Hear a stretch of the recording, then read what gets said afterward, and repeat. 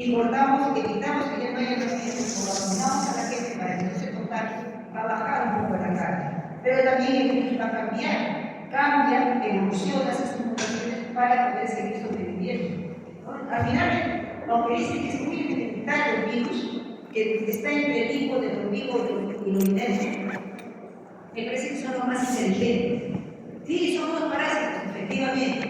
El virus ya tercerizó todo. Los gobiernos tercerizan para no tener gasto. Ellos no tercerizaron. Ellos simplemente entran, ordenan y su célula huésped tiene que poner la maquinaria, el insumo de energía y dicen, más virus. Y si crean, le dan un medicamento para afectarlo, cambian, mutan para ir cambiando y seguir replicados. Entonces, me parece que para mí, inteligente. Vamos a ver.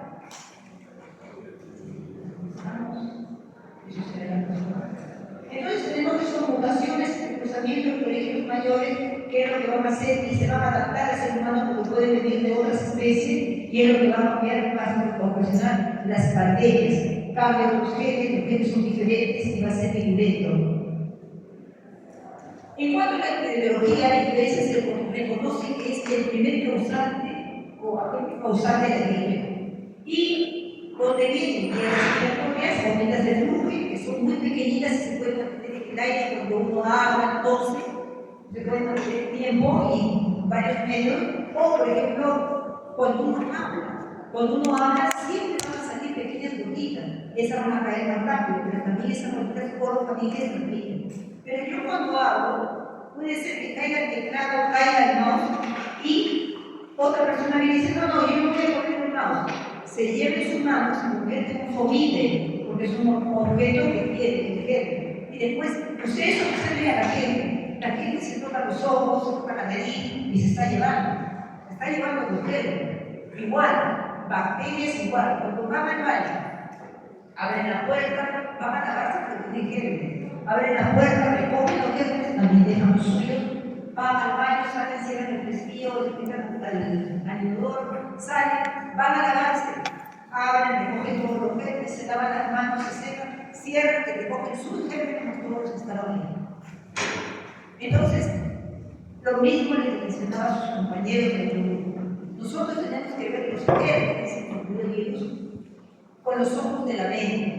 Yo tengo que saber imaginar que los gérmenes están ahí. Y en ese momento yo me voy a cuidar. No solamente dice que voy a contagiar del no, van a la final. Voy a ayudar a agarrar su frente y agarrar al otro. Ya me están contagiando el paciente. Entonces, tengo que verlos así, porque si yo espero a tener que encontrarlo con mis ojos, nunca me voy a cuidar. Tengo que imaginar que ya está ahí el gérmen. Entonces, ¿cómo sería la transmisión? Pues en contacto directo, ¿no?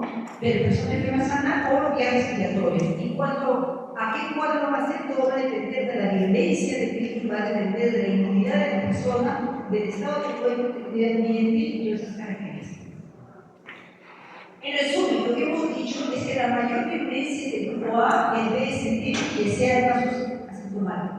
En cuanto a una conocida pandemia que fue la española, fue en el año 1918, se ha aquí puesto 20, pero hablan de 20, 40, 50, 100 millones de muertos. Dio la vuelta al mundo en Entonces, ¿qué ocurre? Le llaman española, pero no es que fuera española, lo que pasa es que fue la época de la Guerra Mundial. Pero España estaba en guerra civil y no entró en combate, no entró a la Guerra Mundial. ¿Y qué pasó?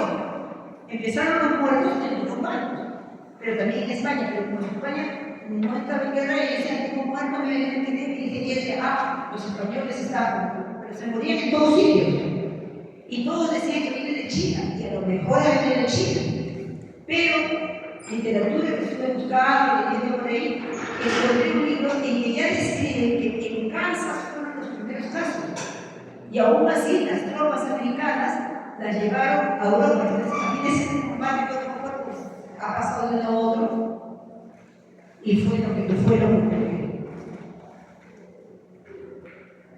Entonces, ¿cómo ha ido evolucionando que van cambiando en el año 1857 son las otras epidemias? ¿Y cómo van cambiando H2, H3, H1, ¿no? ¿Cómo va así? Va evolucionando porque va mutando también. Esos son nombres más o menos importantes.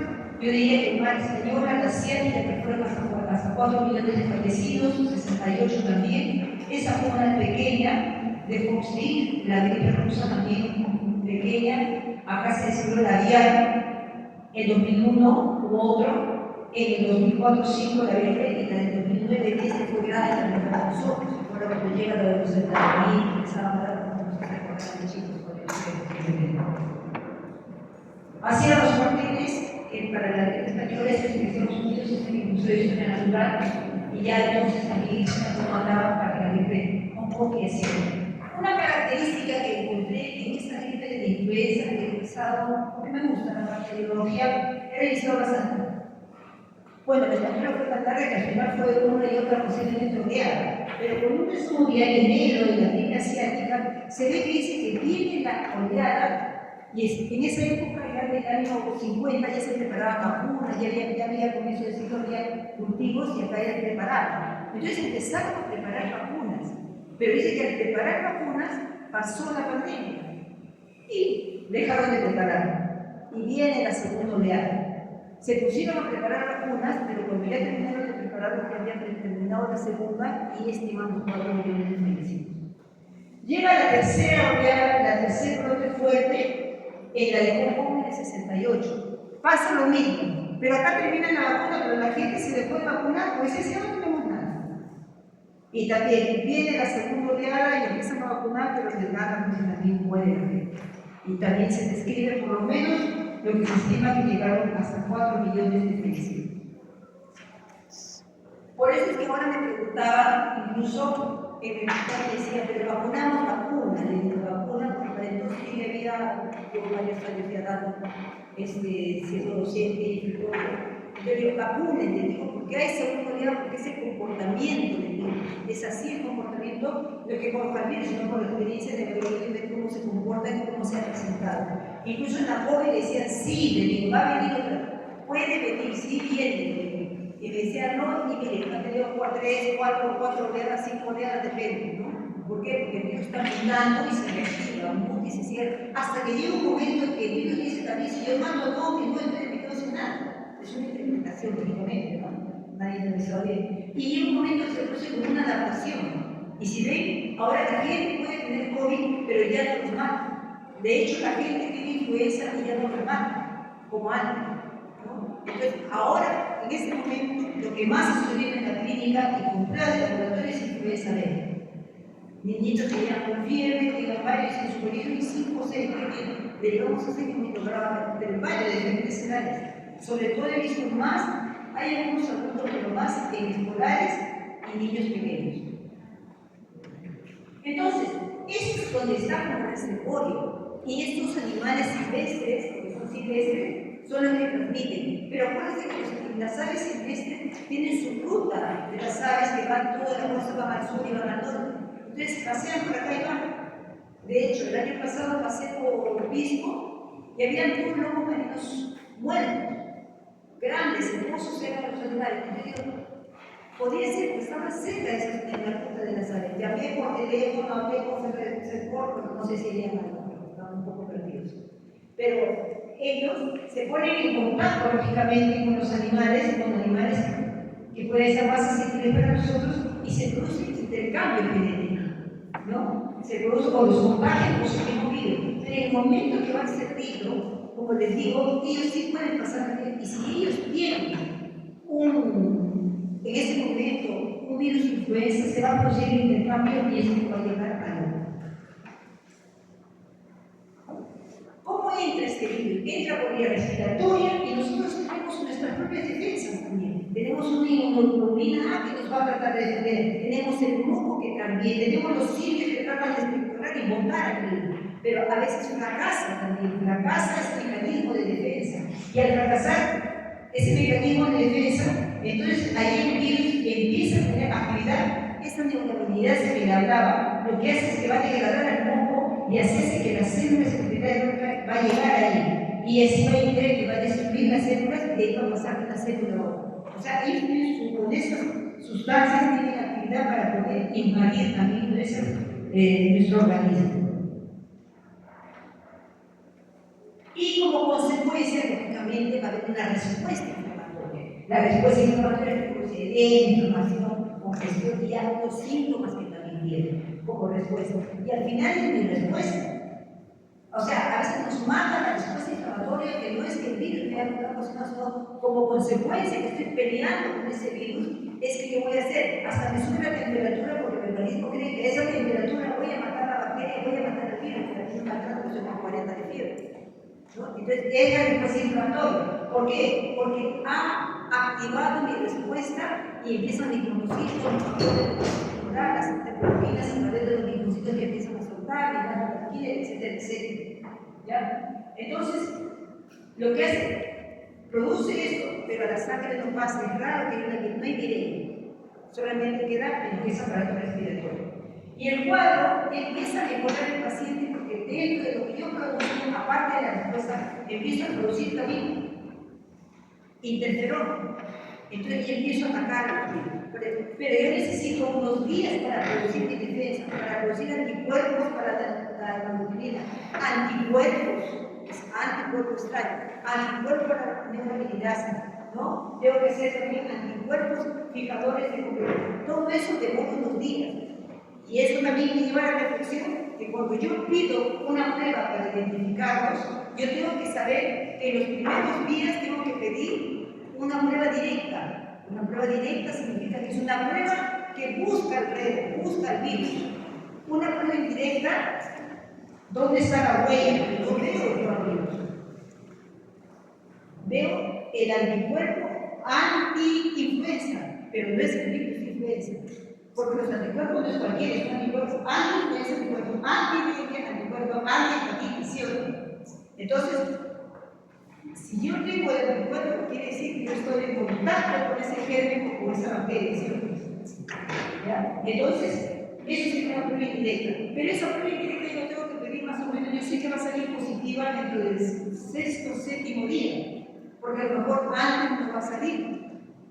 ¿Por qué? Porque todavía no me doy tiempo a entonces en los primeros días tengo que pedirle o un PCR o una prueba rápida que vea el antígeno para detectar la presencia del microorganismo o de este virus en este caso, para que entiendan el concepto de lo que es.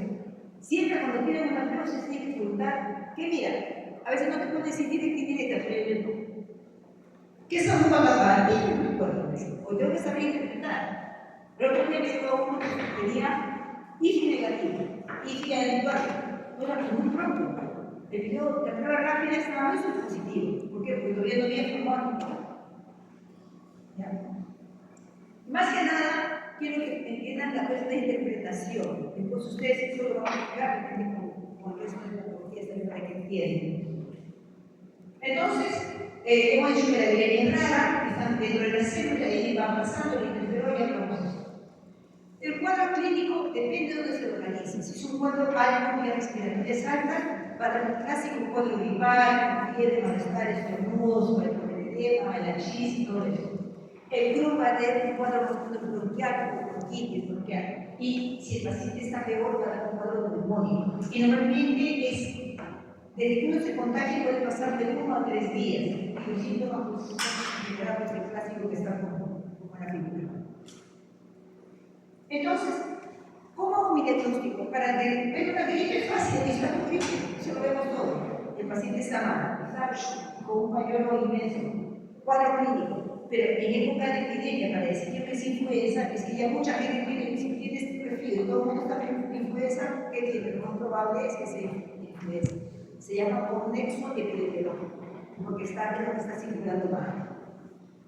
Puede ser por diagnóstico de laboratorio. Ahora es muy fácil hacer PCR. Se hace un hisopado y se hace PCR. Y ahora demasiado, antes hacer PCR y tenía para hacer PCR no viene en la tecnología ha cambiado mucho. En el siglo pasado empezó y yo creo que todo este sistema de PCR se ha utilizado para cosas ya en el presente siglo. Y ha sido bueno porque es mucho más rápido, es preciso, se ha abaratado, casi se ha repartido a todos los establecimientos de equipos para poder identificar y solo tiene que tener el premio para poder identificar el equipo. Entonces eso está fácil. Incluso ahora hay paneles. Panel de virus respiratorio, pido, me sale parecer respiratorio adenovirus, me sale virus respiratorio sincitial, para influenza, me sale influenza A, influenza B, todo. Paneles para meningitis, todo lo posible que tenga energía, por lo menos lo más frecuente. Y la serología, que sabemos que esto va a parecer positivo a partir del séptimo día, va a haber anticuerpos anti. Y si en algún momento no aparece patología para otras IgG, usted sabe que la IgM que recibe y la IgG negativa, ¿no? Pero depende del tiempo, puede ser que sea que va apareciendo, ¿no? Entonces hay que interpretar por culpa. Señorita de casaca rosada, no sabía, y deja el celular. Para protección es la vacuna. La vacuna y son virus muertos. En vacunas se utilizan o fragmentos solamente del virus o se usa al virus entero, que puede ser un virus vivo pero atenuado, o sea, atenuado. ¿Ya? Entonces, ahí está, de todas maneras, puede haber un riesgo bajo, pero puede haber un riesgo de que se reactive. Casos de inmunosupresión, por eso se dice que las personas más de 60 es mejor que no se vacunen. ¿Por qué? Porque puede estar su inmunidad baja, puede reactivarse, ¿no? Entonces, ha habido casos en fiebre amarilla, 5 casos, cuando vos tenemos una chincha, a la vacuna, se tuvo que vacunar, porque no había fiebre amarilla ahí, pero vacunar para usar la vacuna, no se debe. Y si por una señora se fue una hija, ella tenía, creo médico, creo que tenía que transporte. Y cuando estudiaron, alguien encontró que estaba llena de fiebre amarilla de virus. El polio es virus vivo atenuado y hay casos de virus de polio por polio vascular. Hay casos pocos, pero ha salvado a mucha gente. La imagen de polio es ver todos los niños con muleta, es la imagen clásica de polio, que apenas ya protegía de una persona, pero era posible. Entonces, es bueno, acá como son virus muertos de problemas, se vacunan todos, pero como es que hay que vacunarlos todos los años. ¿Por qué hay que vacunarlos todos los años? Porque no.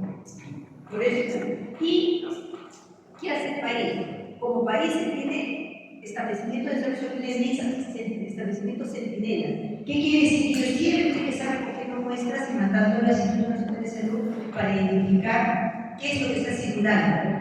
Y aquel establecimiento que tiene un aumento de casos de fiebre, porque se hace paloteo, casos de fiebre semanal, cuántas fiebres anuales. Si ven que el promedio de fiebre se eleva, tiene que tomar un 10% del número de casos, pero bueno, tiene que mandar. Así no sé, en la época ya bajó, la semana siguiente tiene que empezar a mandar para ver qué se rescata. Y entonces, todos en los países algo así hacen.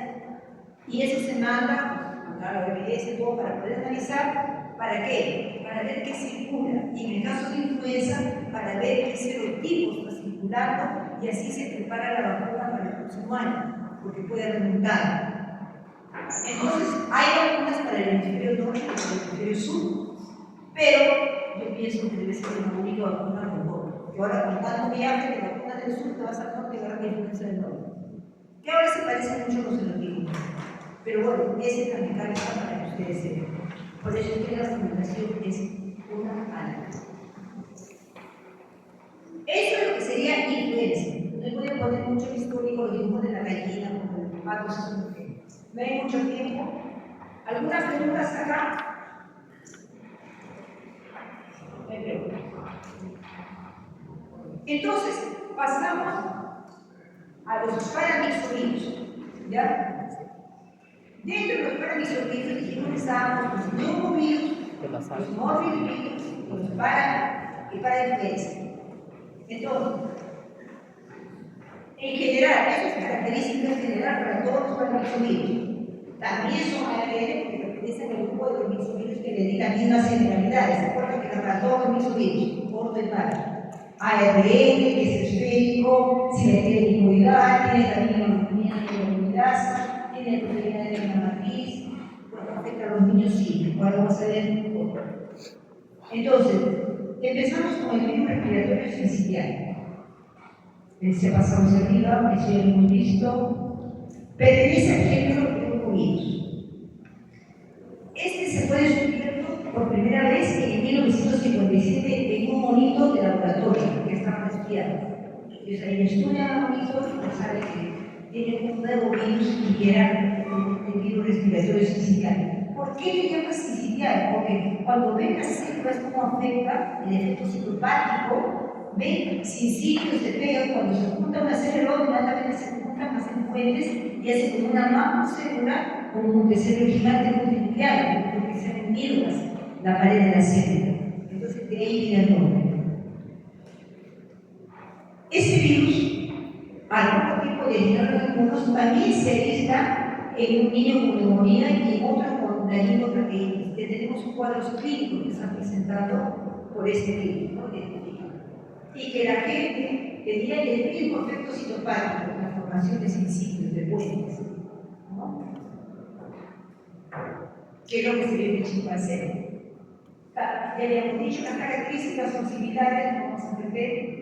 Y acá tenemos dos proteínas de superficie, la proteína F, que es de fusión, que decide reunirse, la proteína G, también para reunión, y donde estamos en otra parte, proteína S. Son proteínas que están ahí en el virus, ¿no?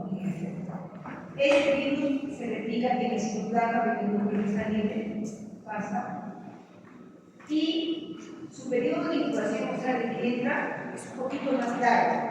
Había dicho que influenza de 1 a 3 días. Acá lo tenemos de 3 a 4 días y el mecanismo lo vamos a repetir, es vía respiratoria, es lo mismo. Y sobre todo, en estos casos, para todos, es convencionamiento, miseria, que se enfermo, porfomines, etc. Pero la característica es que este virus, cuando una persona enferma, desde que enferma, está más o menos hasta 2 semanas después del inicio, o sea, 2 semanas se está transmitiendo. Otro puede ser algo más corto, pero esto es 2 semanas.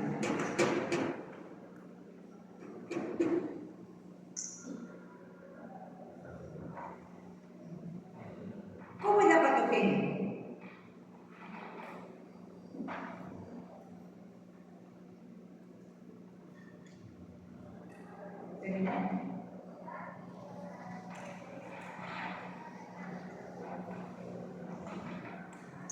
Entra el virus a las vías respiratorias altas.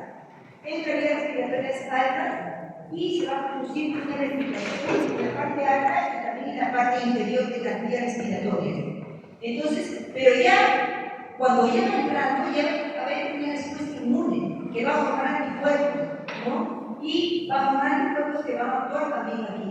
Y esos anticuerpos podrían penetrar, ¿no? Podrían prevenir que bajen y solamente queden las vías altas. Ahora, esta enfermedad afecta mucho a los lactantes, a los recién nacidos, y sobre todo suele dar bronquiolitis, ¿no? Entonces suelen estar más. Por eso es que ahora hay una vacuna que se le pone a la mamá. ¿Para qué? En la gestación, para evitar, como la mamá le va a dar de lactar, para que le pasen anticuerpos y evitar que el niño haga enfermedad por virus respiratorio sensitiva que también puede causar mortalidad. Entonces, los cuadros clínicos, como les mencioné, el 50% de casos de bronquiolitis, pero puede ser que debuten con muerte súbita también por virus respiratorio esencial. 25% de neumonías, los lactantes y niños menores de 3 años, cuadros benignos de rinofaringitis, bronquios. Los adultos pueden ser cuadros febriles, pero catarro común. Y la primera infección, dice, puede ser infecciones graves en vías aéreas inferiores que menores, o sea, el riesgo mayor de morbilidad, mortalidad está en los pequeños, por eso es que hay una vacuna que es paragestante, para proteger al niño. Y el pronóstico en niños con antecedentes alérgicos es que ellos van a ser formas graves. No quiere decir que todos, pero por lo menos tienen estadísticamente más significativos hechos. El aislamiento es similar, se prueba rápida, se hace que infinidad, no hay prueba rápida, no hay prueba rápida para sensibilidad, pero sí hay para el cuerpo, y se puede hacer PCR también para el respiratorio sensibilidad. La muestra, como dice, de los primeros días, por los virus, y cuando formamos anticuerpos se va a bloquear y lo vamos a encontrar. Ya les había mencionado qué significa sincitio. Sincitio significa el griego como, también la idea de fusión, que se une, ¿no? Y cito, que debería ser célula. Entonces, cuando se tocan los dos puntos de contacto de las células, esas se desunen y se hace una gran masa de protoplasma o de citoplasma con muchos núcleos y va a dar ese efecto de células en el mismo nuclear. Así que las células de todo infectadas dice con un inicial. Ustedes saben, y les sirve para saber, cuando ustedes ven una alfombrita parejita, estiradita, es que las células que no están infectadas están ahí estiraditas, normales, eso son células sanas. Pero ¿qué pasa cuando están infectadas? En un momento en que se empiezan a desprender, cambian de forma, incluso van a ver como pequeñas nanitas que están flotando. Esas pequeñas nanitas, eso que están dando una idea de que hay una alteración, de que se han alterado las células y esas células van a estar enfermas. No quiere decir que ya está bien, no. Que ahí pasa otro proceso en que yo tengo que enfrentar con anticuerpos conocidos para ver policlonales, que dicen, por ejemplo, todos los virus, divido todos los virus en cuatro grupos, me pongo un policlonal, claro, porque eso es una pandemia, por decir un ejemplo. Entonces los enfrento a este, me salió este. Entonces ya tengo solamente un grupo más pequeño de virus, y de ahí hago subgrupos hasta ver cuál es el que tiene más afinidad.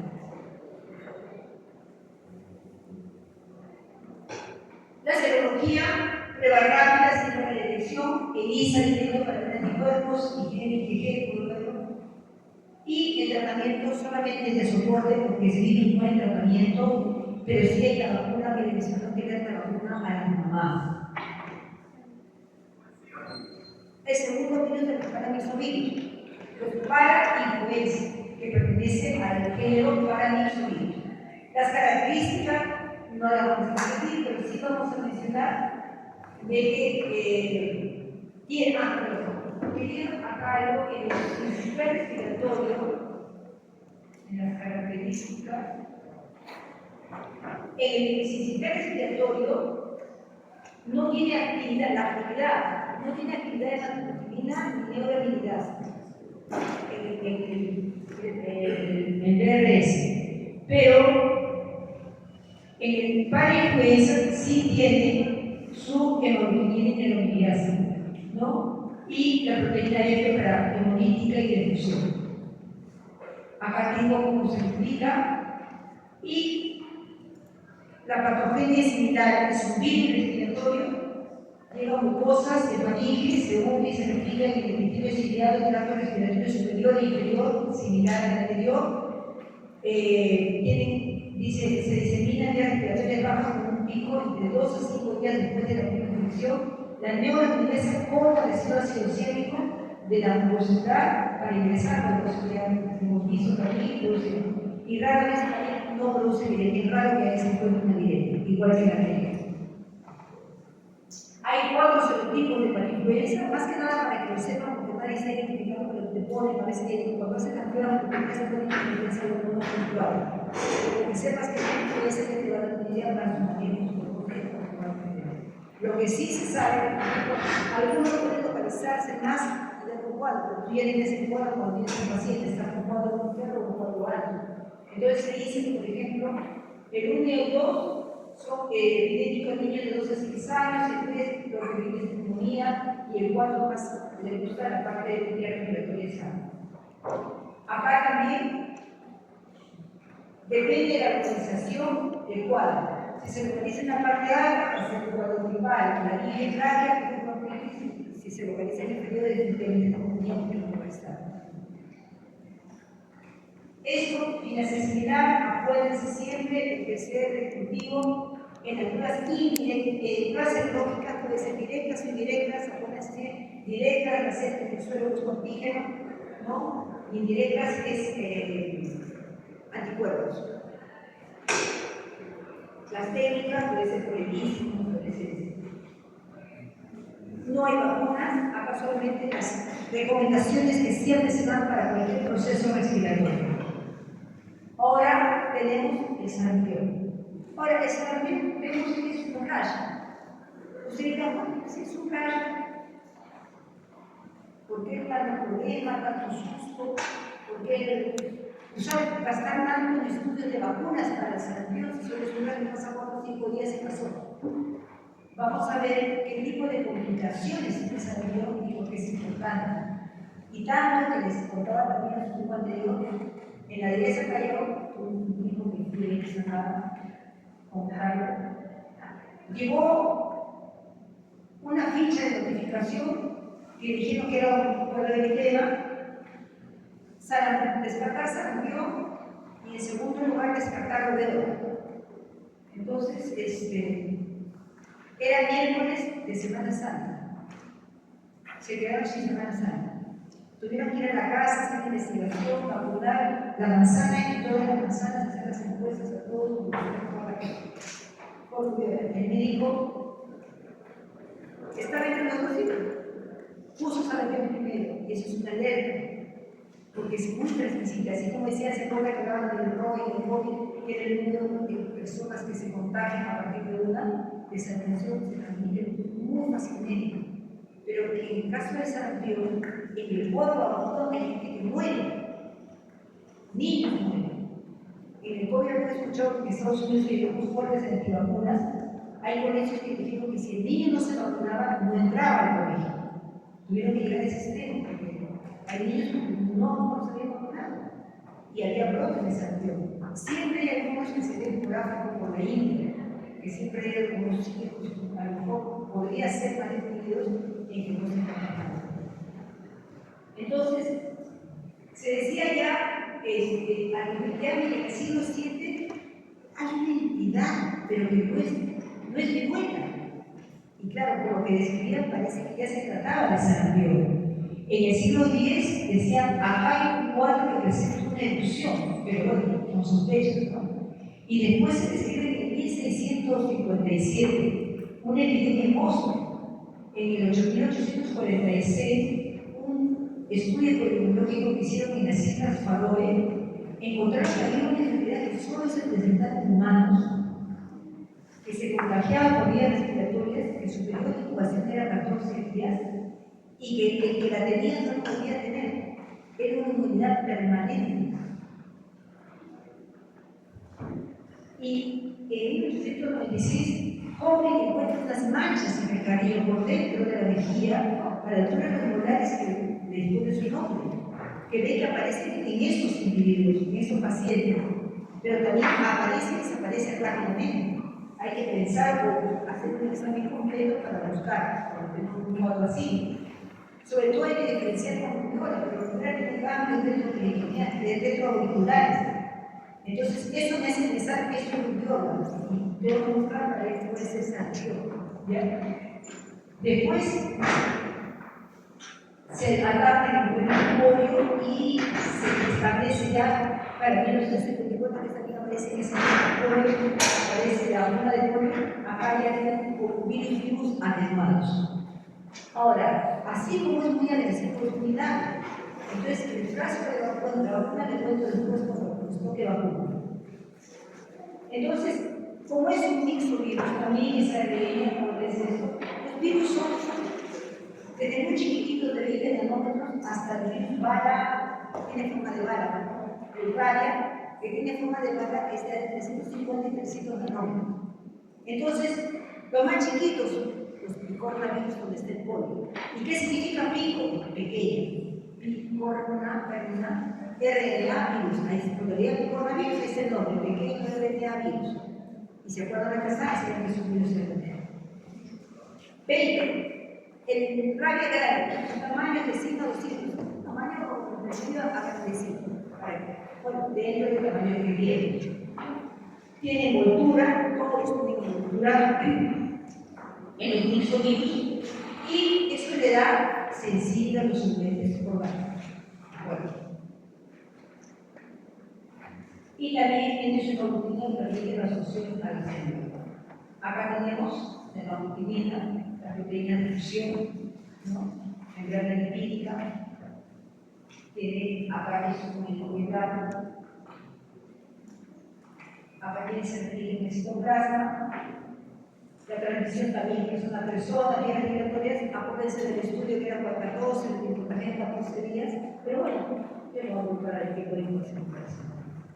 Porque se tiene un juego para ir a la paciencia. Lo que sí, la persona que está en el avión está infectando 4 días antes de empezar el examen de rayo. Pero miren, Parecerá tonto saber para qué, pero para nosotros los infectólogos es importante. ¿Por qué? Porque tengo que empezar a buscar todos los contactos de los otros personas. Cuando viene, por ejemplo, una enfermedad, cuando no había dengue acá, ¿dónde está usted? ¿Y de qué fecha a qué fecha? ¿Y cuándo estaba? Porque me decían, no, porque yo estoy en Quito si este es dengue. ¿Y cuándo soy en Quito? Yo salí cada día. ¿Y cuándo he ido cada día? ¿Y usted ha ido a un sitio? No, yo digo, mira, yo digo, no hay. Señora, no es dengue. ¿Por qué? Porque ya salió más de 14 días, ha llegado a Lima, y si tiene un mes en Lima no puede ser que así ha venido del Caribe. ¿Por qué? Porque por los tiempos de incubación, por eso nosotros nos sirve o para aislar. Por ejemplo, yo trabajo en la Marina y viene alguien con paperas y tenemos un submarino, yo no puedo mandar el submarino, así esté bien. Yo tengo que tener guardado todo el tiempo que transmite, entonces tengo que ver cuánto también es el tiempo que transmite. Lo que pasaba, creo que eran 2 semanas desde que comenzaba su cuadro. Entonces, para eso, tiene que mirar. Quizás ustedes no pueden decir, pero para que sepan por qué no se lo va a tocar, pero por qué sí va a ser útil, dependiendo de la situación donde ustedes se encuentren.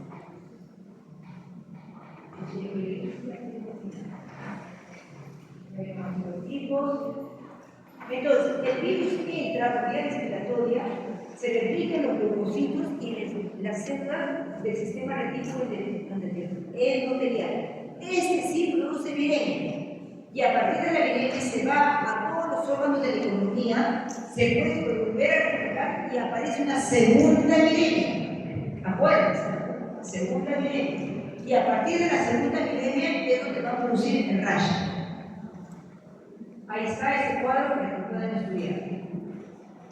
¿Ya?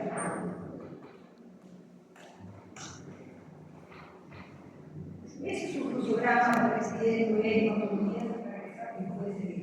Y eso es el rash, pero puede ser similar a cualquier otro rash, pero de momento que veis que va a estudiar, no va a pasar, qué bien. Pero empezar a buscar la lluviosa, a buscar manchas de coco, y ya voy dependiendo. ¿Dónde he estado? Ya he estado con niños que tienen esto, ya he tenido esto. Yo otro día me vi una señora toda enrochada. Bien. Pero mire, y cuando le veo en el tobillo, tenía como 3 papulitas chiquitas como esas del pie. Esto parece, y ahí había viajado, no sé dónde, se ha puesto en un hotel mantas de oro, sí, porque la manta era que parecía que era que yo lo había usado. Esto parece un ácaro, y el ácaro, y esto otro, no es la calosa, es reacción alérgica al ácaro, que hay gente que hace reacción, entonces estaba como enronchada, pero era efecto enronchada con una cosa y aparte de otro. Bajo el ácaro, todavía se quita, cuidado de cómo va, pero miren, me podía confundir a solamente tratarlo como un modo dermatológico. Cuando el médico tenía, no tenía, porque el ácaro vive en las noches porque camina, duerme el calorcito, dice es como un canal, entonces hace como 3 puntitos así, y le gustan los ricos así. Yo lo tenía en el pie, pero bueno, por más había mejorado, vamos viendo, pero ahí voy a hacer 2 cuadros. Eso es una mancha de cobre que aparece prontamente y desaparece también. Entonces todo el ojo, y se ve acá una parte como más, esos puntitos blancos que ven aquí. Esos puntitos aparece y desaparece rápidamente. Y miren, eso es como decir una línea de tiempo de lo que ocurre. Acá tenemos, por ejemplo, el virus se replica a vía respiratoria, después va a pasar se replica en los nodos linfáticos, primera viremia, va al hígado, todos esos órganos, aparece una segunda viremia y ahí recién va la piel. Y acá, por ejemplo, síntomas, fiebre, tos, conjuntivitis, las manchas de cobre, y cae rápido y el rayo. Y acá tengo mi respuesta inmune, mis anticuerpos, tengo el IgM, acá tengo, ¿cómo se llama? La IgG, que es más tardía. Esos son de la inmunidad tumoral, que va a salir T4, T1, 0, que va a salir, y, por ejemplo, el rash me va a aparecer justo con las C8. El diagnóstico es un virus, es similar para todos los virus, no se llama problema. Antes, cuando damos de otra manera, el curso, yo te ponía, por ejemplo, diagnóstico viral, aislamiento, porque es similar, salvo algunas soluciones es similar. ¿Ya? El aislamiento, lo que es prueba directa, lo que es prueba indirecta, y dentro de cada prueba sabemos que hay pruebas, por ejemplo, directa, ELISA, inmunización, inmunofluorescencia. Directa, ¿qué es directa? Que se sigue los efectos citopáticos. Que ahora no se le hace mucha bola al efecto citopático, pero en su momento ha servido. Incluso, yo he tenido pacientes con VIH que tenían su inmunidad en el suelo y parecía que era un síntoma de virus. Pero no tiene anticuerpos, no tiene anticuerpos. Y en esa época estaba nuestra maestra, la doctora Banazzi, que era bióloga acá, fue directora, y ella trabajaba con esos monoclínicos. Entonces le digo, doctora, me parece que es un sitio, pero sale negativo. Tres orinas, 3 muestras de orina, hizo centrifugación y dio las células epiteliales de orina. Casi todos tenemos citomegalovirus, pero se supone que menos del 10% de todo lo que se muestra está, ¿cómo se llama? Está con evidencia de que hay citomegalovirus, esos ojos de lechuza que han visto. ¿Ya? Entonces, le traigo la primera, le traigo a Saúl y se enojó del paciente. Doctora, no se preocupe, me dijo, su paciente se muerto de citomegalovirus porque el pulmón estaba llenecito. Entonces, miren cómo no me ayudó la prueba de mi cuerpo porque la inmunidad estaba tan baja que no formaba. Son casos excepcionales. Y tiene la insulina. Acá tenemos una característica de lo que se va a ver, lo que se describe, células en mora de racimo de uvas en los tejidos linfoides. Complicaciones en el sentido, no por el mismo virus, sino por tener el sarampión y encima con neumonía, que hay monovirus, con encefalitis, pero algunas son propias del sarampión, el sarampión hemorrágico por la encefalitis esclerosante. Ustedes saben que son las personas que tienen ese deterioro de la nicotina y que pierden todo el material cognitivo como si fuera un paciente final. ¿Sí o no? Y miren lo que pasa. Estas son lo importante, que es por lo que se implican las complicaciones neurológicas que puede tener esta región. Incluso al comienzo, acá vemos el rash, y como pueden ver aquí, el paciente puede desarrollar una encefalomelitis aguda diseminada. Y eso está dentro del primer mes y se muere. Como también a partir del primer año, hasta más o menos, no tanto, en los primeros años, puede desarrollar una encefalitis por cuerpos de inclusión de sarampión. Pero eso del procesado no hace ninguno de los dos. A los 9 años, 10 años de vida, ese niño o niña va a ser una parencefalitis esclerosante. Y definitivamente, si no se muere, eso es fatal. ¿Ya?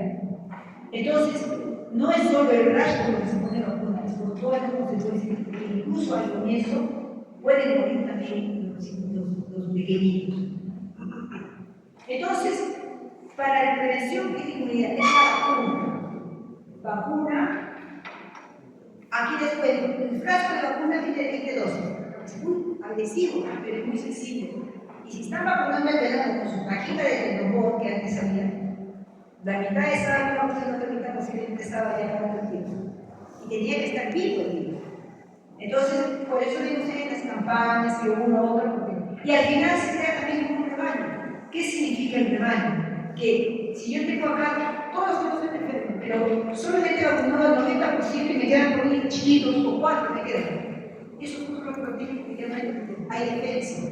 Pero si la mayoría se siente vacunar, va a entrar de esta manera. También, así me quede poquito de la esto. Entonces, al no tener como ese solamente sobre se muere ese hombre, en un momento puede entrar a desaparecer. Pero como les digo, a veces personas que pueden estar más deprimidas por gente, que pueden tener un nivel cultural muy alto, que pueden ser de mentalidad antivacunas, hacen que se siga tratando que todavía se pueda controlar. Pero nosotros llegamos a ser ya un país libre de sarampión. Pero hasta hace poco, si es que el año pasado se descubrió un caso en el norte que se estudió y no era importado, porque si es importado se espera la duda, se controla, se hace toda la campaña, se controla y se acabó, se da por analizado. Pero en este caso se dio que era autóctono, es que no se identificó de dónde lo trajeron. Unos piensan que puede ser uno, que hubo baja cobertura de vacunación durante el COVID y dos, posiblemente hubo bastante migración a Venezuela y otros, no solo ellos, sino mucha gente que viene. También no sabemos que vienen de África también, por ejemplo, como decía en varias localidades. Entonces pueden venir sin esa vacuna y pueden correr por ahí.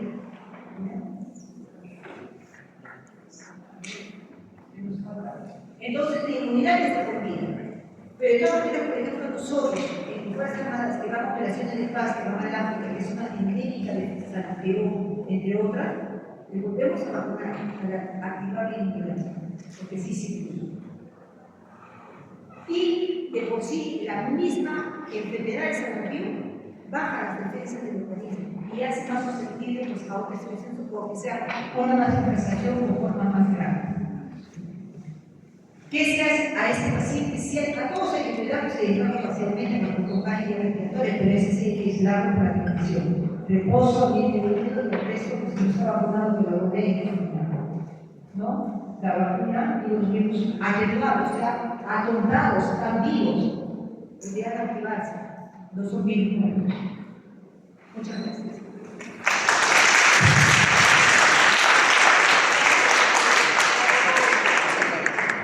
¿Tienen alguna duda?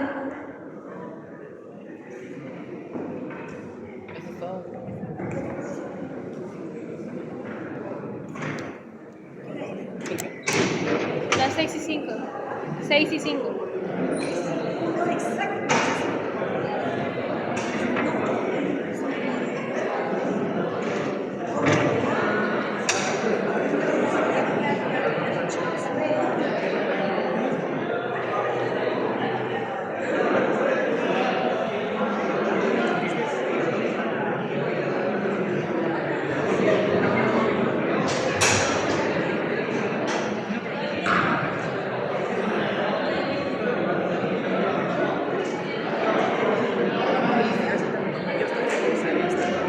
Chicos, a ver, se va a llevar lista el bloque A.